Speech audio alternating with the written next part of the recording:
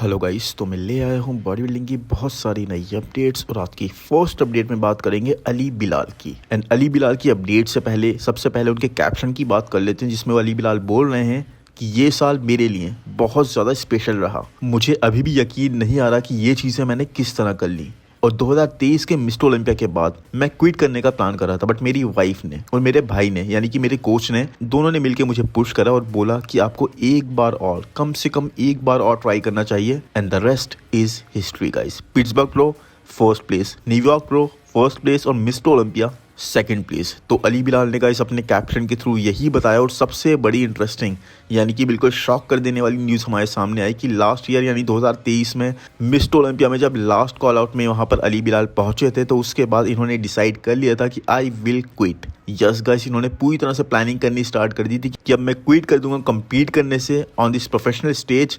अब मैं कम्पीट नहीं करूंगा। और ये बिल्कुल फाइनल स्टेजेस तक पहुंच ही गए थे अपने डिसीजन को फाइनली अंजाम देने में।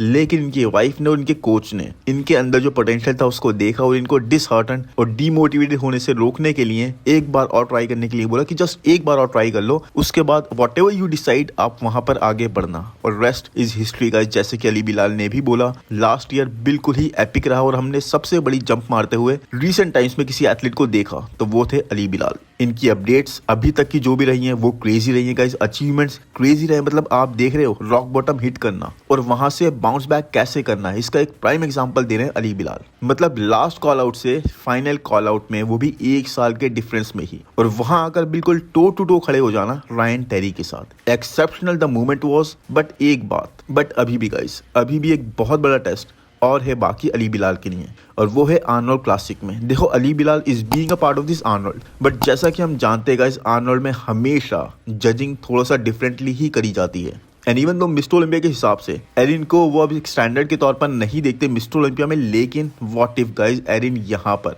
पहले की इतना 100% आ जाए एक परफेक्ट पीक के साथ, और Arnold being different from Olympia, they pick Erin Banks as the winner, जो कि टोटली पॉसिबल है गाइस। आप में से कुछ लोग बिलीव नहीं करोगे, बट समझने की बात है, ऐसा हो सकता है। एंड इफ दिस हैपन्स तो ऑन पेपर तो चाहे ज्यादा कुछ चेंज नहीं होगा, बट अली बिलाल जो एक इतना स्ट्रांग मोमेंटम लेकर चल रहे हैं, वो एक थोड़ा सा ब्रेक जरूर हो ही जाएगा। और आपने देखा था कि एरिन का जब first time guys legend sports fest में मोमेंटम ब्रेक हुआ था, उस चीज से ये फैक्ट तो नहीं बदला था कि mister Olympia men's physique champion Erin Banks थे उस टाइम के, नहीं गाइस। और ये जा भी रहे थे अपना टाइटल डिफेंड करने, बट उस चीज़ के बाद से जो चीज़ बिलीव नहीं करी जा रही थी वो बिलीवेबल लगने लगी थी।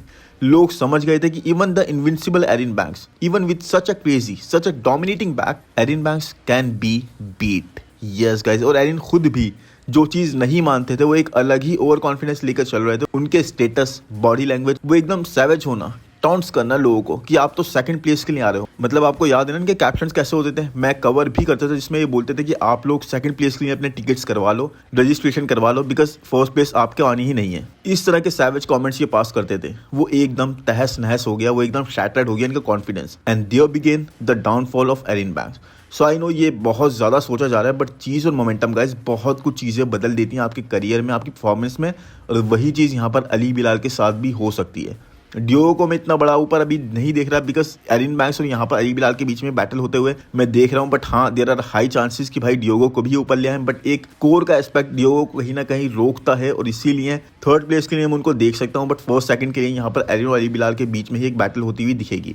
और results certainly guys, trust me, कहीं भी जा सकता है। एनीवेज, इसके बाद अगर बात करें नेक्स्ट अपडेट की गाइस, तो वो है कार्लोस थॉमस जूनियर की। एंड कार्लोस ने शेयर करी पहले तो एक फोटो अपडेट जो मैंने कवर करी थी आई थिंक, एंड देन उसके बाद पैट्रिक टूर ने शेयर करी कार्लोस की ये video update. And man, Carlos is like Keone Pearson on more gear. Yes, अगर इनकी बैक मैच करती है इनके फ्रंट को, he will be very very dangerous in this Arnold Classic. I mean front guys इनका बहुत ही नाली लग रहा है, बहुत ही क्रेजी लग रहा है। इंक्रेडिबल शेप यहाँ पर कार्लोस का पूरी तरीके से पता लग रहा है। ये प्रेजेंट कर रहे हैं मैसिव क्वाड्स, मैसिव आर्म्स, कहीं से भी मसल की कमी नहीं है। लैट्स पूरी तरह से फ्रंट से फ्लैर करते हुए दिख रहे हैं। इवन द चेस्ट गाइस, आप देखो यहाँ पर front double bicep pose hit करते हुए भी चेस्ट के मसल्स इनके कितने ज्यादा स्ट्रॉन्ग दिख रहे हैं, कितनी ज्यादा डेंसिटी दिखाई दे रही है। बस एक ही चीज है कि इनकी बैक को इसी तरह से इनके फ्रंट को मैच करना है, क्योंकि वेस्ट भी अगर आप देखोगे ना यहाँ पर कितनी ज्यादा स्मॉल, पता लग रही है। बिल्कुल ही थिन वेस्ट के साथ ये प्रेजेंट कर रहा है अपने इतने मैसिव प्रपोर्शंस, तो बिल्कुल ही कार्टूनी से प्रपोर्शंस यहाँ पर दिख रहे हैं। मसल के ऊपर मसल्स भरे पड़े हैं, फ्रेम पूरी तरह से फिल्ड आउट है, कहीं से भी कम नहीं लग रहा।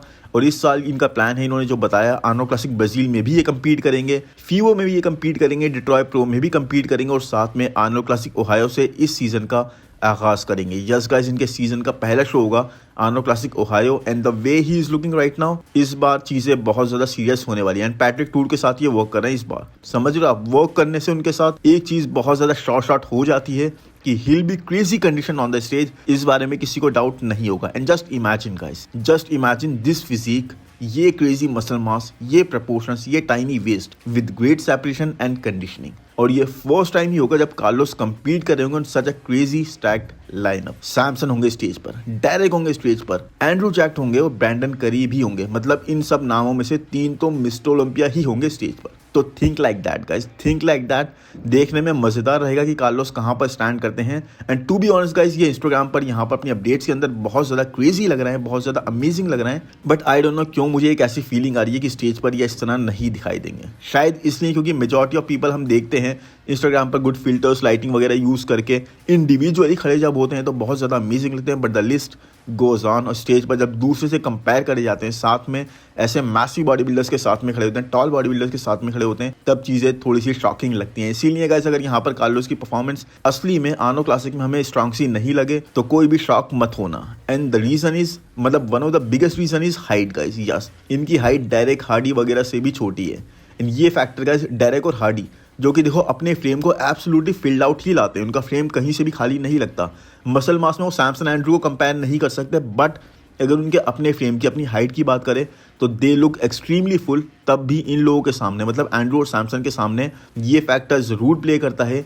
इतने ज़्यादा बिगर साइड पे नहीं लगते because they are just gigantic. तो कार्लोस तो और ज़्यादा स्मॉलर लगेंगे। Also back shots will kind limit him, I feel. मतलब बैक देखो इन्होंने अपडेट में यहाँ प्रेजेंट नहीं करी। अभी रिसेंटली कुछ अपडेट्स जो इनकी आई हैं, बैक हमें कहीं भी देखने को नहीं मिली, क्योंकि देखो डायरेक्ट की back is insanity level, Andrew की back much brought up, Samson की back nowhere guys, nowhere that is a weakness any more. मतलब सबकी बैक बहुत ज़्यादा स्ट्रांग होती जा रही है। एंड कार्लोस की बैक हमने लास्ट टाइम जब देखी थी वॉज वेरी मच लैकिंग।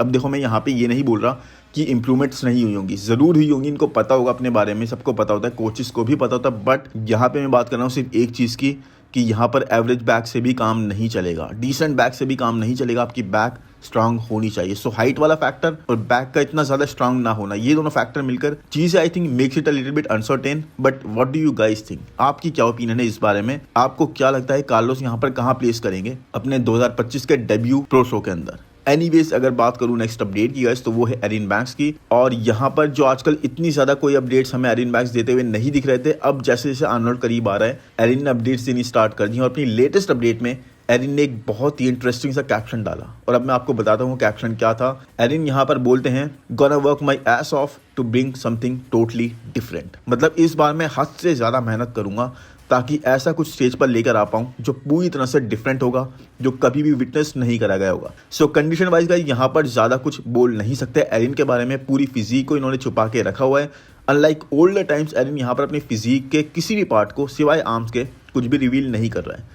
इस टैंक टॉप में बस डेल्ट्स और आर्म्स ही विजिबल हैं। और वैसे देखो delts are looking very much round. Erin के डेल्ट्स बहुत ही स्ट्रांग हैं। एंड जैसी हार्डनेस यहाँ पे पता लग रही है मसल्स की, with veins everywhere, I really don't feel कि एरिन कहीं से भी स्केड्यूल से पीछे है। इनफैक्ट मोर लाइक ये स्केड्यूल से आगे ही हैं। बट एरिन और भी ज़्यादा क्या कर सकते हैं गाइस? मतलब जैसे वो आ चुके हैं, जिस तरह की इंप्रूवमेंट्स कर चुके हैं, जैसे वो स्टेज पे पैकेज ला चुके हैं, उसके बाद इससे ज़्यादा वो और क्या कर सकते हैं? मतलब देखा जाए तो he is maxed out in some way. जो भी अपनी फिजिक के साथ कर सकते थे ना, hasn't he already done that? मतलब एक एक्सट्रीमली स्ट्रॉन्ग कोर, हद से ज्यादा नॉमिनेटिंग बैक, जो आई थिंक डिवीजन में अभी तक किसी के पास भी नहीं है ऐसी back. Delts proper full and round, बहुत ही ज्यादा मैसिव कैप जैसे। अपर चेस्ट भी हमने लास्ट अपीयरेंस में इंप्रूव देखा। वेस्ट तो देखो इनकी साइज गेन करने की वजह से साइज में थोड़ा इंक्रीज हुई है, बट उसका ये ज़्यादा कुछ कर नहीं सकते। बट यस, कंडीशनिंग और फिजिक को टाइट लाना, ये दोनों चीज़ें ऐसी हैं समथिंग जो ये कर सकते हैं। और मेरे ख्याल से उसी एक चीज़ को कैश करना चाहेंगे भी। एंड जैसे मैंने लास्ट अपडेट में बोला भी था, Arnold being different from mister Olympia, हो सकता है देयर आर हाई चांसेस कि मुकाबला दोनों में से किसी के भी पक्ष में घूम जाए, यानी अली बिलाल या फिर एरिन बैंक्स के। क्योंकि as insane Ali Bilal is being from the front, back से आई थिंक एरिन से ज्यादा डोमिनेटिंग एथलीट मेंस फिजिक में तो अभी तक कोई नहीं आया है। बाकी आप लोग मुझे जरूर बताना कमेंट्स में कि कौन आपके हिसाब से is having more and strong chances to win and claim the Arnold title for this year 2025। Anyways इसके बाद अगर चले नेक्स्ट अपडेट पे तो ये भी बहुत आपको पसंद आएगी और ये है आंद्रिया प्रेस्टी की। और आंद्रिया ने एक के बाद एक गाइस कई शोज में compete करा 2024 में to earn the qualification for Mister Olympia, but हर जगह थोड़े से शॉर्ट रह गए, कोई ना कोई कमी रहती हुई दिखाई दी। या तो ये सेकंड पर प्लेस करे या फिर थर्ड पर, और एक के बाद एक consistently without taking significant rest, किसी भी रेस्ट को ना करने की वजह से लास्ट में तो आंद्रिया की प्लेसिंग और भी ज्यादा गिरती हुई दिखाई दी। और अब फाइनली आंद्रिया ने 3 वीक्स का पूरा गैप लिया, मतलब इतना बड़ा गैप ये नहीं है। उसके बाद भी इस वीक में वो बता रहे हैं उन्होंने बिल्कुल भी वर्कआउट नहीं करा और अपना वेट बताते हैं 121 किलोग्राम। यस, और अब रेडी हैं अपनी बॉडी और माइंड को एक रेस्ट देने के बाद, छोटा सा ही सही बट एक रेस्ट देने के बाद फिर से इस सीजन को कंटिन्यू करने के लिए। बट ऑनेस्टली गाइस जितना फिल्ड आउट इनका फ्रेम यहाँ पे लग रहा है ना, 121 केजी इनकी हाइट को भी मद्देनजर रखते हुए समथिंग वेरी वेरी लेस। अब ये किस तरह से 121 किलोग्राम में इतने ज्यादा बिगर लग रहे हैं। I mean upper body is massive guys, और इवन सिर्फ फ्रंट पोज में ही बात नहीं कर रहा मैं, ये विथ ये मसल मास और थिकनेस हमें इवन साइड पोजेस में भी पता लगती है जो अच्छे लोगों की पता नहीं लगती। And Andrea is not a small body builder, कहीं से भी नहीं। He is at least as tall as Samson Dauda if not more. तो फिर भी ये सारा साइज, ये सारी मसल मास कैसे वो भी सिर्फ 121 किलोग्राम में समा जाती है। इसके पीछे का जो रीजन है वो ये है गाइस कि लेग्स, आंद्रिया के legs are really smaller compare to his own upper body. Yes, और सिर्फ फ्रंट से ही नहीं गाइज, हैमस्ट्रिंग तक मास लैक करती हैं, और यही एक चीज़ है जो आंद्रिया को सिग्निफिकेंटली हर एक शो में रोकती आ रही है। Trust me, he is the one guy guys जो कंडीशनिंग ऑलमोस्ट 19 से 20 हमेशा ही नेल करके आते हैं, ऑलमोस्ट ऑलवेज, कभी भी उसमें कमी नहीं छोड़ते। इट्स जस्ट ये एक अच्छे और लंबे ऑफ सीजन पर नहीं जाते। अब देखो लास्ट ईयर ये गए भी थे एक छोटे ऑफ सीजन पर, जहाँ पर इन्होंने 6 से 7 महीने ऑफ सीजन पे वर्क करा था, बट रिजल्ट्स हम नहीं देख पाए उस ऑफ सीजन के, क्योंकि ये कॉम्पिटिशन से बिल्कुल पहले बीमार हो गए। यस, और इस वजह से अच्छा खासा साइज लूज कर गए और साथ में अपने लेग्स की मसल मास भी लूज कर गए। But for now that is the last hope for Andrea Presti. At least 1 से 1.5 साल का ऑफ सीजन इनको चाहिए, वरना ये चीज़ इनको हमेशा ही रोकती रहेगी। कोई लेस कंपेटिटिव शो से ये क्वालिफाई भी कर जाएंगे, बट मिस्टर ओलंपिया जैसे स्टेज पर top 10 is even going to be extremely difficult. और वैसे मैंने बोल तो दिया कि लेस कंपेटिटिव शो से क्वालिफाई कर जाएंगे, बट ऐसा शो इस सीजन में होता हुआ बहुत ही मुश्किल दिख रहा है, बिकॉज हर एक लाइनअप में ना बहुत ज़्यादा एथलीट्स कंपीट करते हुए दिखेंगे, मैं वो भी टॉप टियर, समझ लो आप, टॉप टियर एथलीट्स रिपीट करेंगे एक के बाद एक शो को। एनीवेज इसके बाद अगर बात करूँ नेक्स्ट अपडेट की तो वो है हकीम विलियम्स की। And Hakeem Williams is looking crazy impressive. जिस तरह से हकीम एक के बाद एक गाइस हर एक शो में ना सिर्फ कंपीट कर रहे हैं, बट लास्ट ईयर से वो हंगर भी दिखा रहे हैं और ज़बरदस्त फिजिक्स भी प्रेजेंट कर रहे हैं। तो देखो लास्ट ईयर से पहले हकीम के बारे में ऐसी बात होती थी कि हकीम वॉज फेडिंग, कोई इनको सीरियस नहीं ले रहा था, कोई इनके बारे में बात नहीं कर रहा था, कोई इनको कहीं पे भी प्लेस होता हुआ नहीं देख रहा था। But guys then he joined Chris Aceto and हमने एक पूरी तरह से हकीम विलियम्स को डिफरेंटली विटनेस करा। एंड नाउ आप देख सकते हो 8.5 वीक्स आई थिंक रह गए हैं आर्नोल्ड क्लासिक में, एंड 8.5 वीक्स आउट के हिसाब से Hakeem is looking pretty tight and in a decent amazing shape guys. Hakeem is absolutely muscle monster, मतलब मसल मास में हकीम एक बीस्ट हैं, और जो ये इनके इंस्टा हैंडल का नाम है हकीम द बीस्ट विलियम्स, वो सूट करता है इनको इसीलिए। I think without a doubt guys आज के टाइम के टॉप 5 बेस्ट आर्म्स की अगर बात होगी तो निक वॉकर, माइकल क्रीजो के साथ साथ हकीम विलियम्स भी उस लिस्ट में ज़रूर शामिल होंगे। These are some really big arms and with peaks guys. Yes, लोगों के आर्म्स में पीक्स मिसिंग होती हैं, लेकिन हकीम के साथ ये सीन भी नहीं है। And legs are crazily massive too, and that too in every single angle. तो boss I really don't know Arnold का अल्लाह ही मालिक है कहाँ पर ये प्लेस करेंगे। सैमसन, एंड्रू, डेरेक, ब्रैंडन, हकीम, कार्लोस, शॉन, पता नहीं किस रुख ये ऊँट बैठेगा। बस एक ज़बरदस्त मुकाबला हम लोगों का वेट कर रहा है बहुत ही जल्दी। एनीवेज अगर इसके बाद बात करूँ नेक्स्ट अपडेट की गाइस तो वो है आंद्रिया की। एंड आंद्रिया मामूली लास्ट ईयर इन्होंने अपने डेब्यू से बहुत ही ज़्यादा अटेंशन हासिल कर लिया था, and because of being so crazy young and yet being so damn aesthetic with such great muscle mass and classic lines, हर किसी ने इनके बारे में बात भी करी। एंड नाउ गाइस ये फोकस कर रहे हैं 2025 के सीजन पर, इस होप के साथ कि इस साल के मिड में कहीं पे compete करेंगे। आंद्रिया इस वक्त ऑफ सीजन में है, इस ऑफ सीजन में बीच बीच में अपनी अपडेट भी शेयर कर रहे हैं। अब देखो ये अपडेट इनकी पहले की भी हो सकती है, लेकिन how crazily classic this guy is, आप यहाँ पे विटनेस कर सकते हो कितनी ज़्यादा इनकी फिजिक कंप्लीट है। चेस्ट टोटली कंप्लीट और राउंड दिखाई दे रहा है। लेग्स में जबरदस्त सी सेपरेशन पता लग रही है, कोई भी साइन इंजरी का या फिर किसी भी चीज को इंजेक्ट करने का नहीं है। आर्म्स भी इनके लेग्स की तरह प्रोपोर्शनल वे में डेवलप्ड हैं। वैक्यूम बहुत अच्छी हिट कर रहे हैं, बहुत स्ट्रांग सी। इवन बैक गाइस देखो, बैक और ग्लूट्स में अच्छे अच्छे प्रोज अपने स्टार्टिंग के फेज में, जब वो करियर स्टार्ट करते हैं, स्टार्टिंग के 2-3 प्रो शोज खेलते हैं, मार खा जाते हैं जस्ट बिकॉज वो स्टार्टिंग होती है। और उतनी वो बैक पर थिकनेस आना या उस तरह के ग्लूट्स पर सेपरेशन और लाइंस का बनना, इट टेक्स टाइम गाइस। एक अच्छा बीटा हुआ पीरियड इनको चाहिए होता है इन मसल्स को। बट जो इतने सारे प्रोज ने आंद्रिया को इतना ज्यादा प्रेस करा, या फिर जैसे सोशल मीडिया इन्होंने लास्ट ईयर पूरी तरह से हिला कर रख दिया, वो एक एवरेज फिजिक से तो नहीं होगा। नोप गाइस। फिर आंद्रिया की इतनी बात कहाँ होती अगर ये सब चीजें नॉर्मल वे में ही वर्क कर रही होती, ऑपरेट कर रही होती। आंद्रिया की इतनी जो बात हुई है वो इसीलिए गाइस कि he actually was exceptional and shock the entire body building world with his physique. And even though competing in classic division, उसके बाद भी गाइस इन्होंने सबको शॉक करा, हर एक डिवीजन को, अपनी अनबिलीवेबल फिजिक के साथ, which looked non realistic for such age guys, such young age. Anyways, अब वेट तो यही है कि आंद्रिया मामूली कब compete करते हैं, कैसी फिजिक में इनकी इंप्रूवमेंट्स देखने को मिलती हैं। बट आई रियली होप कि आपको वीडियो आज का पसंद आया ही होगा, और आया है तो लाइक कर दो यार, चैनल को सब्सक्राइब कर दो, कमेंट सेक्शन में बता दो कि कैसी अपडेट्स आप मुझे कवर करते हुए देखना चाहते हो, और मिलेंगे जल्दी ही नेक्स्ट वीडियो में। Thank you, bye bye.